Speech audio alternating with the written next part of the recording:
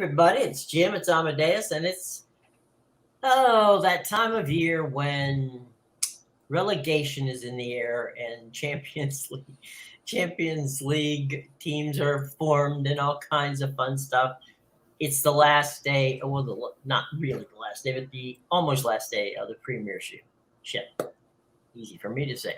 So, Amadeus, any surprises over the weekend, or just business as usual?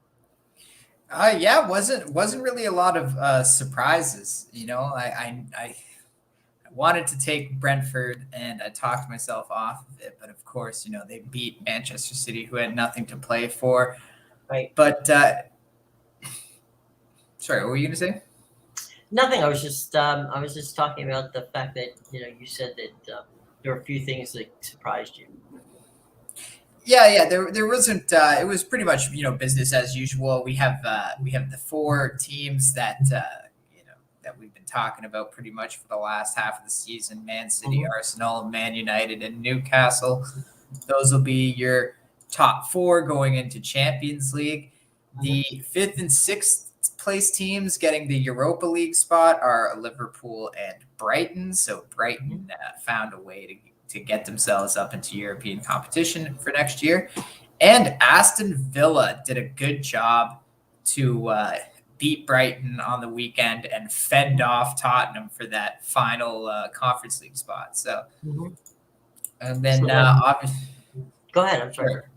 oh no, I was just going to talk about the relegation next. Go What were ahead. you going to say? I was going to ask you about the relegation.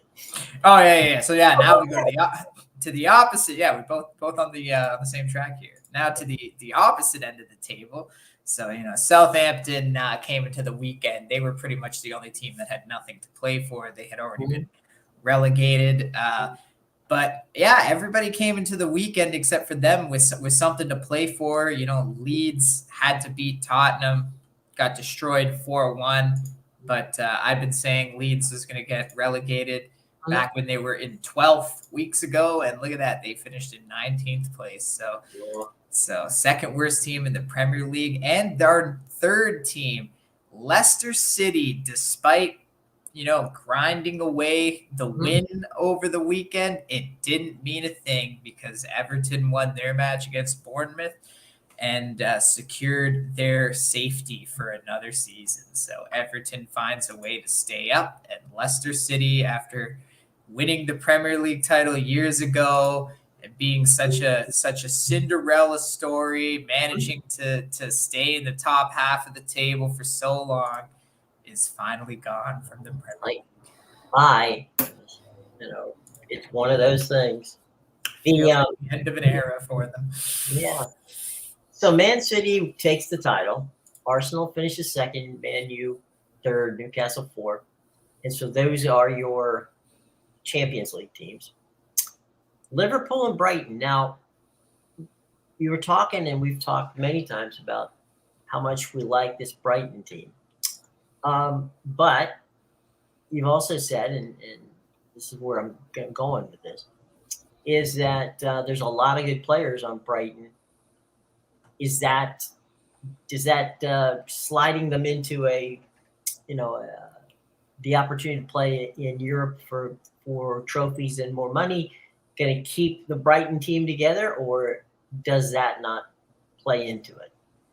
Yeah, so I definitely think it's a positive for Brighton Mhm. because obviously, they're going to get that influx of cash from Europa League now, and so maybe they can go spend a little more money and try to convince some of their players to stay, or if they have to go replace some of the guys. It all depends on the player. Like McAllister, for example, he won the World Cup with Argentina. He Mhm. believes like he belongs on a big club like a Real Madrid or something like Right. that. So he's probably going to leave. Maybe Brighton can offer him the right amount of money to make him stay, but with a player like that, I feel almost they want to be on a bigger club, so to say. Another guy, Moises Caicedo is Mhm. another one who's probably going to end up leaving. He's got a lot of potential, but they still have a lot of good players. Like, I mean, obviously, I've mentioned many times, Matoma would be the first player. That was about to ask you. So you left him out. Yeah, he's the first I'm going to poach from that team. But like that's the thing, right? He's a left midfielder, so a lot of teams in the Premier League have been rocking that kind of formation lately. That's the five midfield where it's the two defensive midfields, and then you kind of have the center, the right, and the left, but they act more as wingers. Like we see Man United use that formation a lot, and obviously Brighton's another one that uses that formation. But left midfielders, they're not as in high demand as strikers are, for example. Like strikers are going to be hot commodities for sure this summer, I would think. And Matoma, he's a player. He's one of the fastest players in the Premier League, which I don't think a lot of people realize. But he would definitely be the first I'm going to push. But he might be a player Brighton could convince to stay for the right amount of money because, he's a guy that maybe he's not getting a lot of knocks on his door, right? Because again, the position he plays, but he is a fantastic player, and by far, I think he's probably one of the biggest reasons why this team was so good. The speed he brings to the wing there, he's just a very good player. So, he's one that's going to stay. It'll be tough. Evan Ferguson, as we said, strikers are going to be in a hot commodity, that's for sure. So it'll be interesting if Evan Ferguson decides to stay, or he might be a guy that leaves for even a smaller club because maybe Champions League. Obviously, these players want to play in Champions League too. Europa League doesn't cut it for some of them. But a player like Evan Ferguson, he's definitely going to be looking outwards when he knows his position is in such high demand right now. There's a lack of number 9s across all leagues in Europe. So he's definitely one, that's probably going to go explore his options. So it'll be interesting to see. I think Brighton's probably a team to watch in the offseason because they're either going to get picked apart, and if that happens, then they have no hope in Europa League next year. But if they can retain some of their players, we'll just have to see. Well, sometimes, the key here, excuse me, the key here is, as you say, sometimes you can talk players into staying if they feel comfortable, if the team chemistry is good, and you and I are baseball fans, and we see that all the time. There's guys re-signing, like a Max Muncy for the Dodgers, right? Yeah. He's had opportunities to go and probably make more money, but he likes the chemistry in the clubhouse. So sometimes, if you can give your local guys a bump there and say, okay, look, I understand you clearly could go someplace else and make money, no doubt about it. And I don't expect you to, give me a discount, but some guys will stay. And I guess it remains to be seen, as you said, whether Brighton can keep some of the core that they have, and with the extra money, go out and see if they can land some folks that will not only be beneficial on the pitch, but also in the camaraderie of playing so many games together. Yeah, well, a great example of that is actually Barcelona last summer. Before they had the season they went and had where they won the La Liga title but did about nothing else all year. They were a team, after they signed Lewandowski, they signed a bunch of these players. Obviously, they didn't have the finances to pay all of them, but some of those players, they wanted to play for the club Barcelona. They liked the team they were putting together, and a lot of them took pay cuts. Now, obviously, as the season started to unfold the way it was, you had guys like Memphis Depay who ended up leaving, and a few other players, plan on likely leaving this summertime. Barcelona actually needs to shed 200 million euros off their payroll before they can even sign another player, and that would only bring them to their max payroll for next year. So they're going to have tight pockets this summer, that's for sure. But yeah, absolutely. It happens, right? We saw it with Barcelona last summer when the future looked bright. and it looked like maybe they were going to be on the come up after losing Messi. You know, they're trying to get all these big names and all those big players. They wanted to play for the club, so they all took pay cuts. And then it didn't work out. And obviously, you know, now we have a Barcelona in shambles here. But it definitely can happen. So it'll be interesting to see what the players. It's all up to the players of Brighton.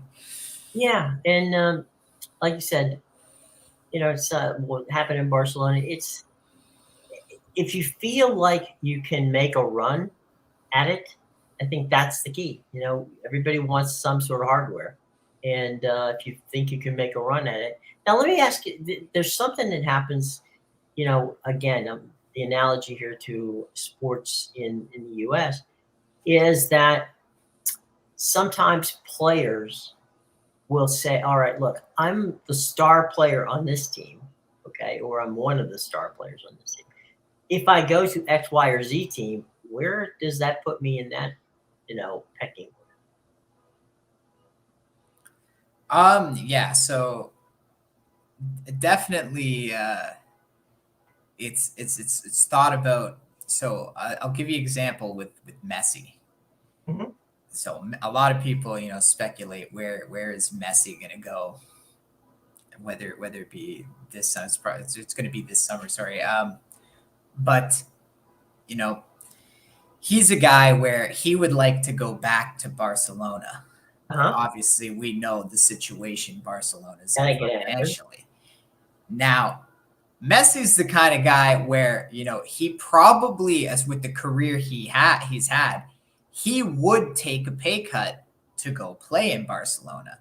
Mm-hmm. That's probably something I don't think that would bother him as much, especially when he put in a request to Barcelona to sign Angel Di Maria and Leandro Paredes. So, you know, his World Cup teammates. So, you know, for example, that's a player that, you know, he knows what his worth is, but he's willing to take a pay cut so he can go back to the club he wants to be at and play with players he wants to play with.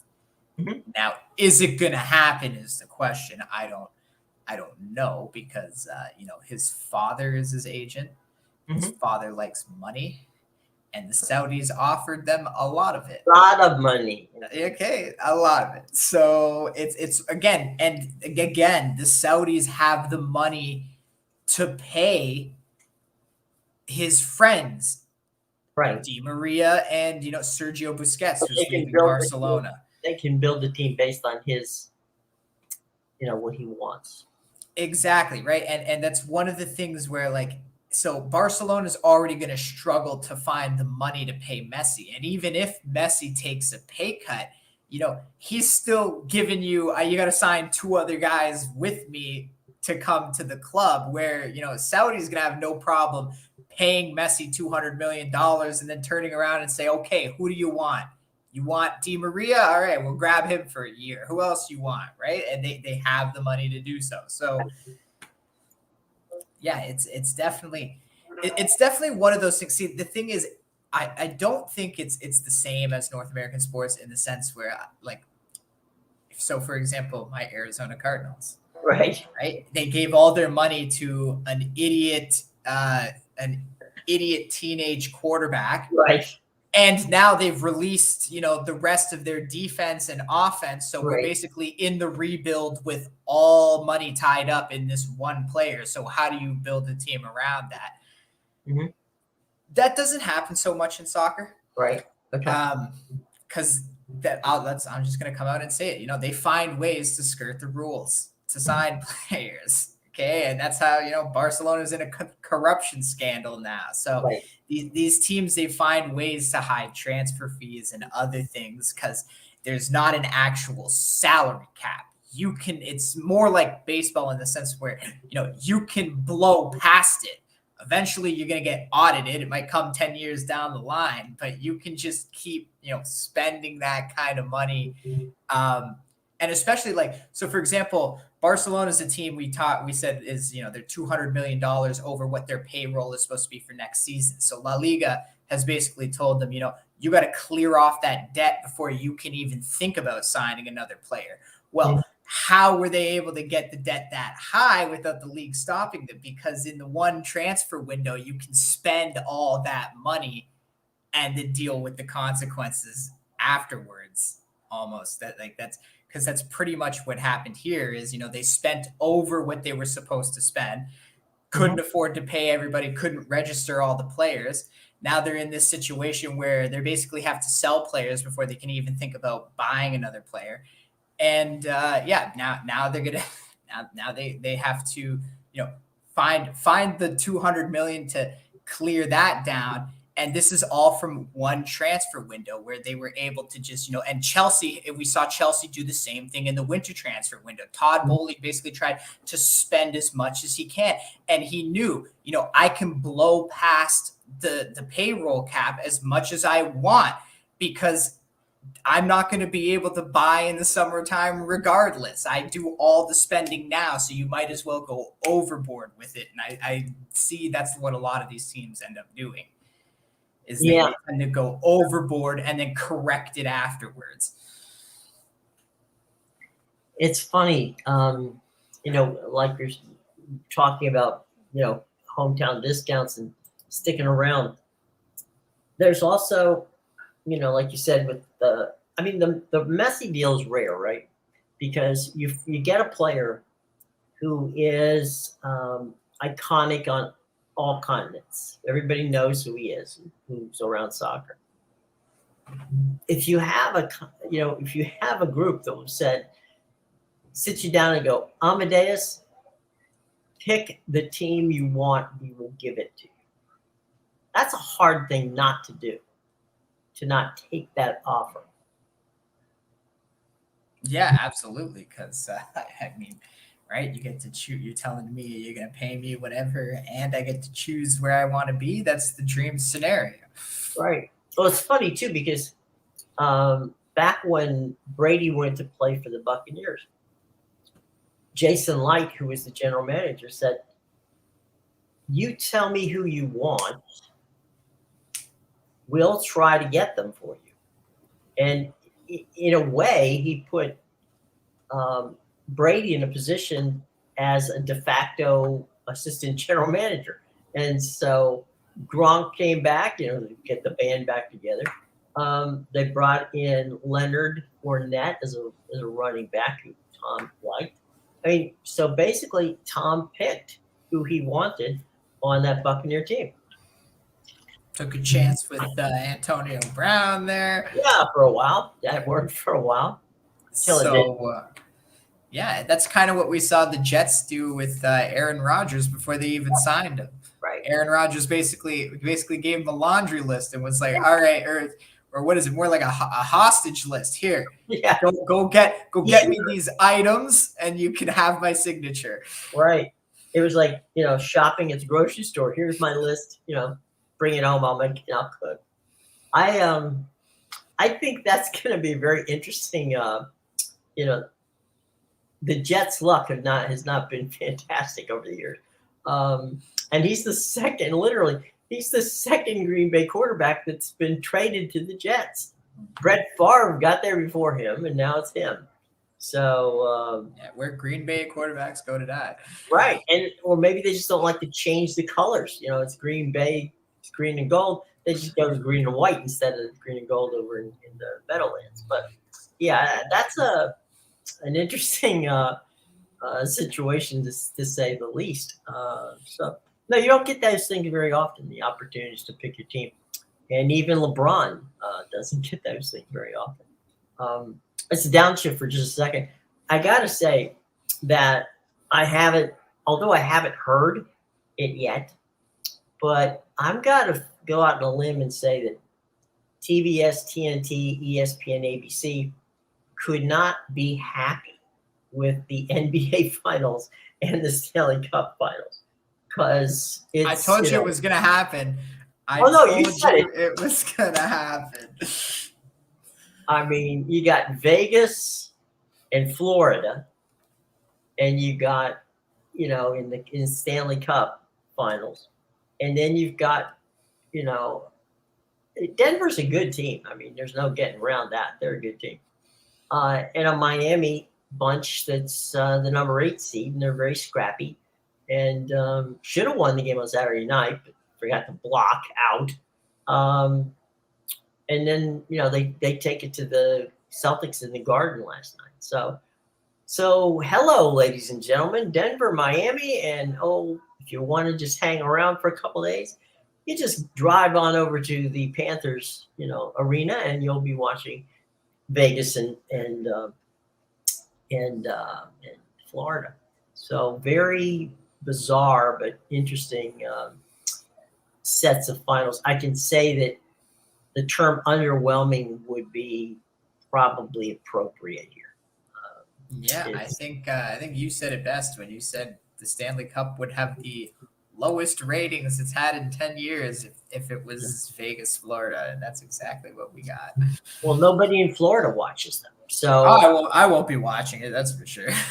Yeah, it would be. Fortunately, I'm not Fortunately, I'm not contractually obligated to watch them, so I don't have to worry about that. The one that's the wild one. I don't know if Miami could beat Denver, perhaps, but I don't think so. You have a thought on that series? How long it may go? I'm with you. I don't think Miami can beat Denver, but I think they could put up a good fight, drag it 7 games. That's what they're praying to. I think the NBA wants the 7 games after the Nuggets just swept in the last round. Right. I was gonna go 6, but 7's not bad. As I said, people at ABC and ESPN would be happy if that happened. I don't know what the poor people at Turner, because they get the first on their new contract. They get the first year of the Stanley Cup Finals, so they got this, and so I have to text Kenny Albert and see how they, as Kenny would say, probably that I get paid no matter who they are, but it's going to be a trick to get that one by. Hey, would they really be happy, Jim, with 7 straight games of the lowest ratings? Is that really something they want? It's what if you're on the broadcast side, okay, on the ABC side, the ratings will be good enough to get them to at least a second place finish, okay, because we're in that series, we're in that part of the year where it's reruns mainly. I see. Or it's Survivor and those types of games. The summer game show. The summer game show blitz, okay? The Amazing Race. Right. So anyway, in that aspect, Fox, or ABC in this case, ABC will get, if nothing else, they'll get and hold a number 2 position, which is not bad, okay? TNT, because they're not linear, so they're not on the broadcast television, they're on cable television. They're probably, going to lose out to a couple of shows, but they'll get enough juice to get them. Again, maybe a second place in that situation, because you're really only talking to. You had mentioned it. The Canadians who are interested in the players on these teams, right, will watch, but they don't get counted into the U.S. market. So the U.S. market, is there? I guess the key is: are there enough hockey fans who are interested in those 2 teams outside of Vegas and Florida to get that done? And I don't. I like hockey, but I have zero interest in this game. What do you think? What do you think would get more ratings? The Stanley Cup Finals, as we have it right now, right? Or if you took the 2 teams, Vegas and Florida, and put them on an episode of Naked and Afraid. It would be.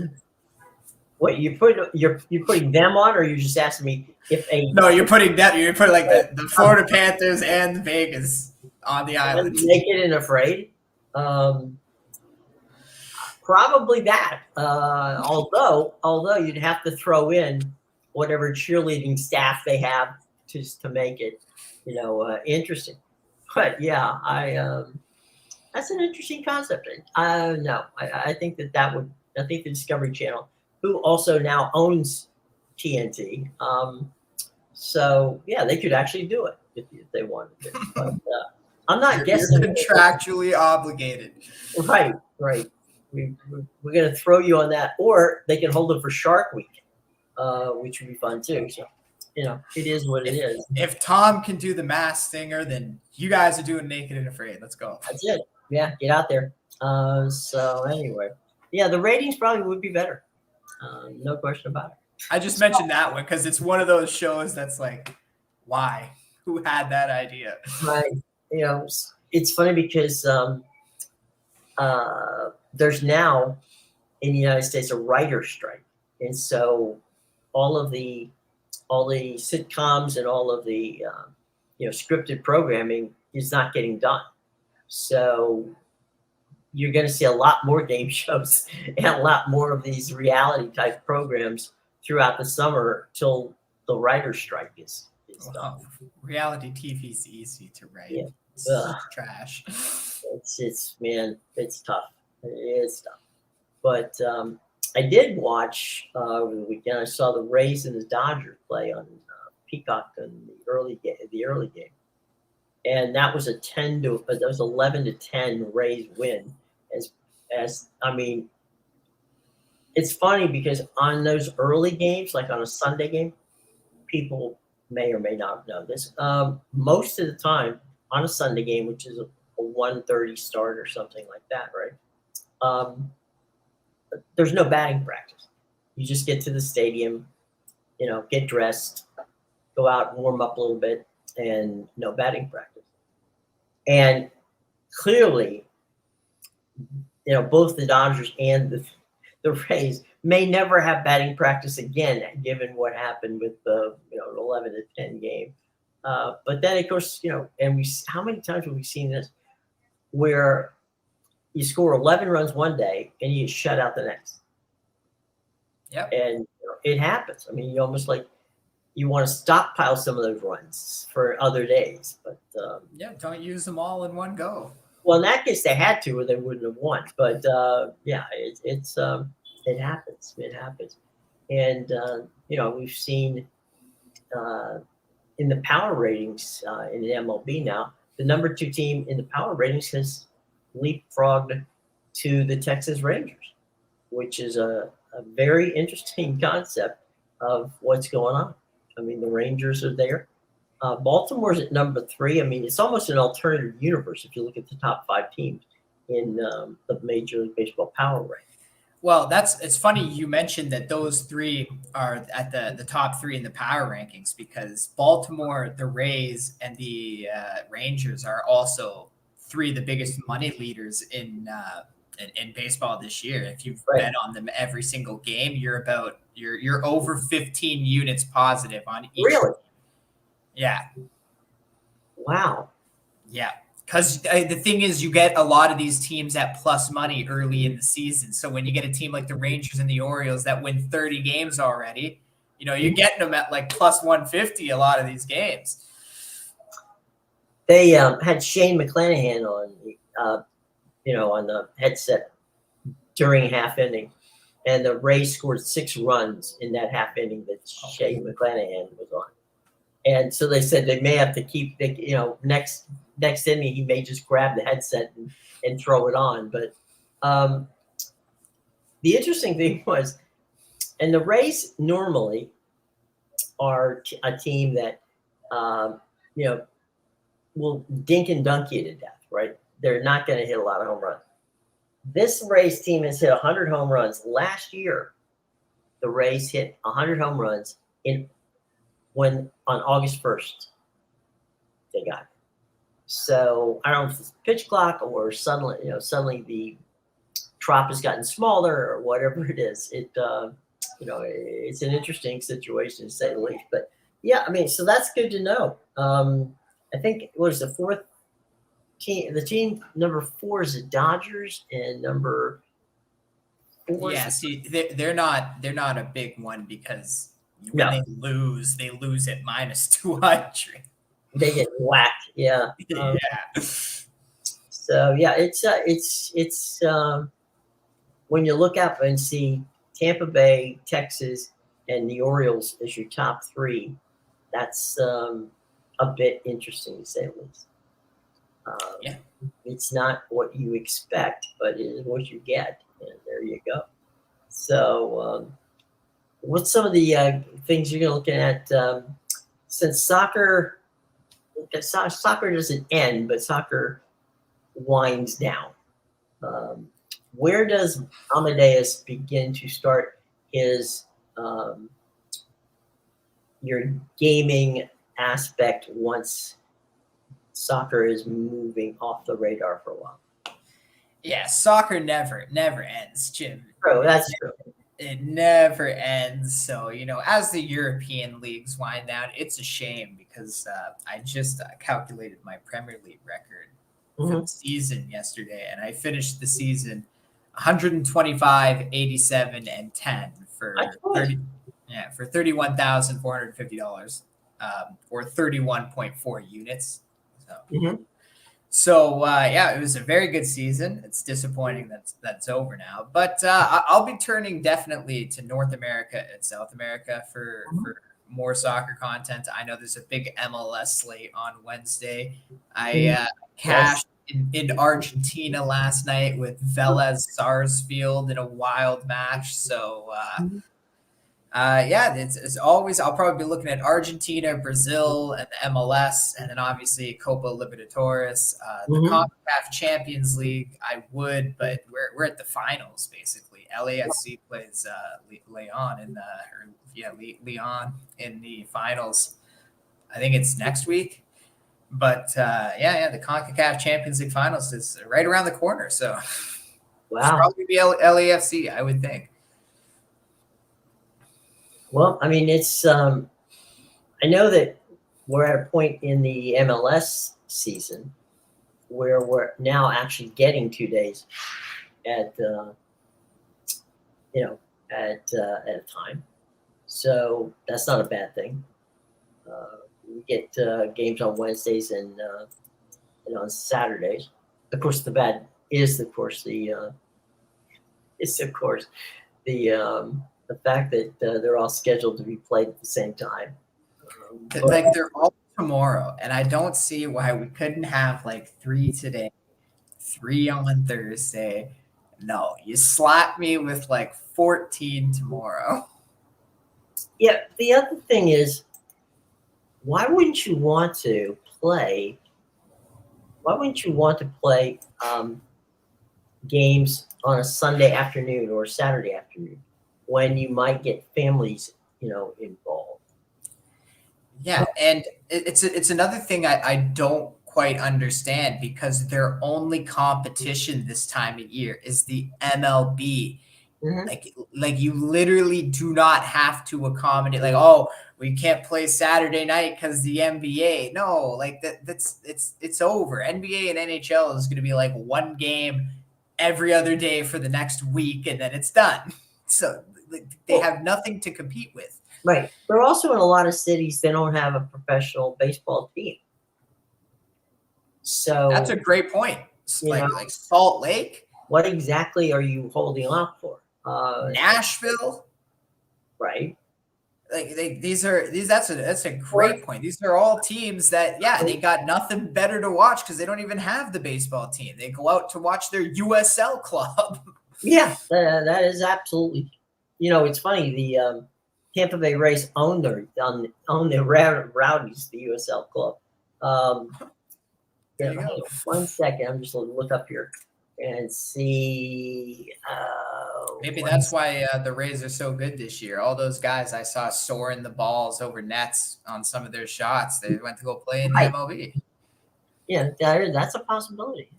Yeah, you want to hit it out of the park? Go ahead. Yeah, I'm good with it. Let's see. Hang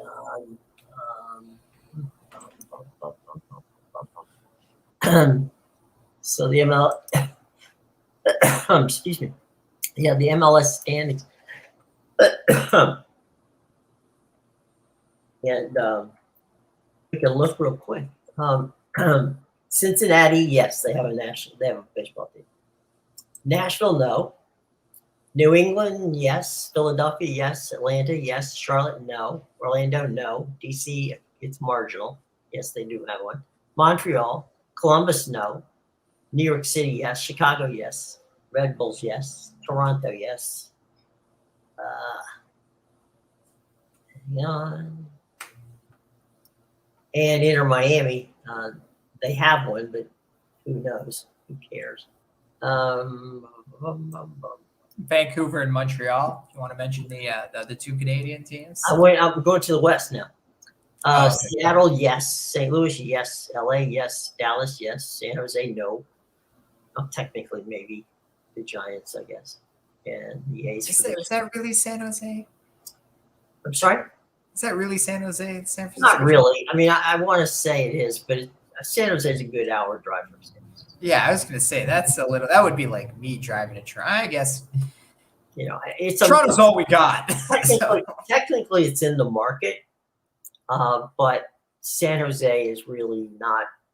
I mean, it's an hour drive to LA. I mean, to San Francisco or Oakland. Let's see. San Jose, Minnesota, yes. Houston, yes. Vancouver, no. Portland, no. Austin, no. Salt Lake City, no. Kansas City, yes. Colorado, yes. LA Galaxy, yes. And that's it. So, give or take, half of the teams don't have a professional baseball. Which is still a good number. Half is quite a bit. The other, though, is when the team is 40, when the league is 40 teams. Right. The other thing, too, is that, you could schedule. It's not like they don't know Major League Baseball schedules, right? So you could schedule a Sunday afternoon game on a week when your baseball team's out of town. So, I don't know what to tell you. They're not letting us handle this. Yeah, like I said, we got to be in charge of the scheduling. That's right. Give us a chance. Make your brother's life a little easier. Yeah, that would be great. All right, here you go. Here's the games. If you need to borrow commentators from another game, don't worry. They're not at the same time. Right. Okay. You can use the same people. Yeah, you could. Well, you could also play. You could play like a college football deal, right? You could do a Saturday noon game, a Saturday 3:30 game, a Saturday 7:30 game, and a Saturday 10:30 game. So you've got every window, in the sports world covered. And it's better for the neutral fan. If you're just trying to reach out to, let's throw the markets away. If you're just trying to reach out to the neutral fan, we want to grow the league. We want to just grow the league. You're never going to grow it this way because the neutral fan wants to watch a game. Oh, well, now I have a choice to make because I don't have 14 screens in front of me. I got to decide, what team would I even want to watch? I've never watched this league before, but now you're making me pick one game out of these 14 that I could be watching. And then once that game's over, what if I liked it and I want a little more? Oh, well, guess what? There's no more until next Saturday. Right. And it's this Saturday. So that's what I mean. The way you just described is perfect because you draw in that neutral person at noon. And if they go, hey, I really like that. Let me catch the 3:00 game. And then all of a sudden, before you know it, this neutral follower has watched every single game on Saturday just because they had nothing better to do and wanted to get into it. Well, the other thing too, from a neutral crowd standpoint, right, that you brought out is if I'm not necessarily a soccer fan, but I'm interested, I can get tickets to a noon game. I can get tickets to a 3:30 game. I can make it a date situation. You go out, go to the 3:30 game. It's over, and then you go to dinner. Yeah. There's ways to work around it. starting every game at 7:30 locally, wherever you may be, um, it's going to get over 9:30, 10 o'clock. We know that. Again, that's not necessarily family time type situation.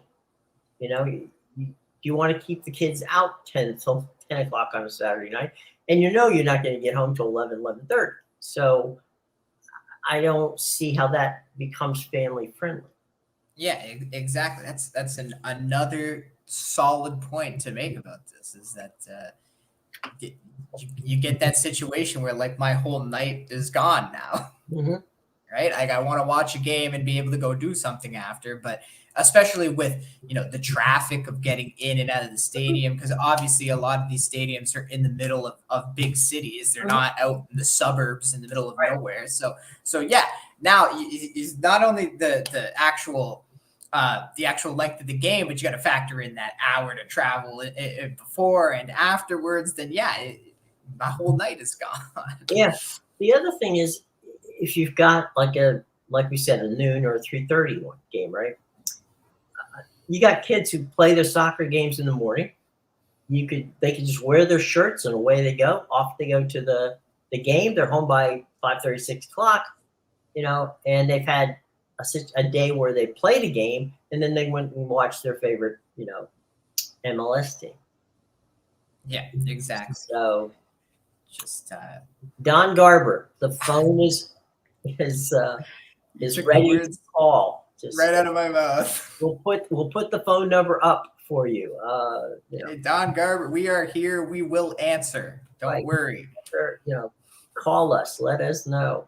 But yeah, they got to do something.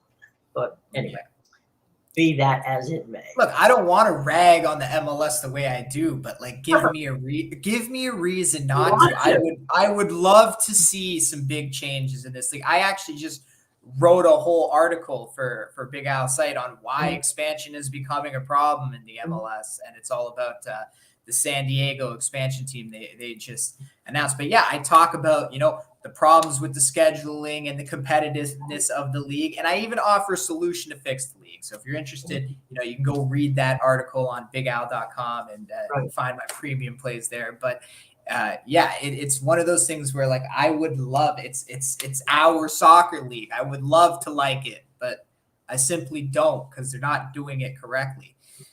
Well, sometimes more is just more, and that's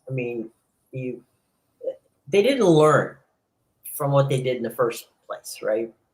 The original MLS screwed up by they literally expanded themselves out of business because some of the franchises were not, necessarily flush with cash to get things done, and now, it costs $800 million to own an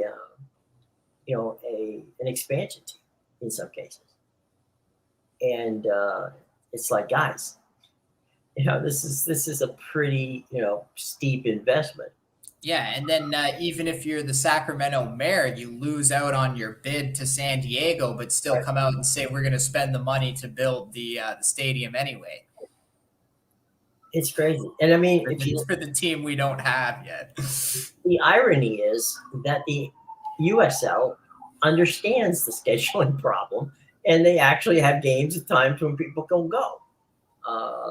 And they're not staggered. They're not stacking them on top of each other. This scheduling for the MLS is like watching the airplanes leave LaGuardia every.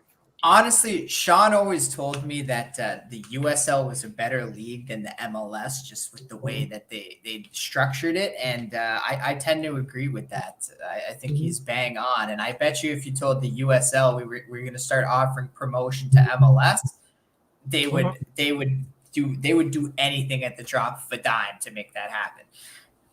Well, because now their league is pointless. The MLS has rendered their league useless. Yeah, and it's but even though you're the crowds they're drawing because they do this properly the crowds they're drawing is pretty impressive. I mean, most of Yeah, these. well, Go ahead. no, I was just gonna say, well, they do it properly, and as you said, there's a lot of teams in cities and markets that don't have other teams in other leagues.